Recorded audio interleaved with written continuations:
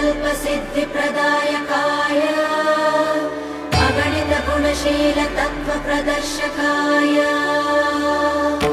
मध्वमता सिद्धान्तप्रवर्धनाय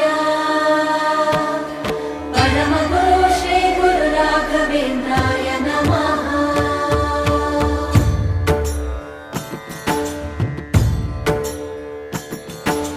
पूज्याय राघवेन्द्राय सत्यधर्मरताय च भजतां कल्पवृक्षाय नमतां कामधेनवे।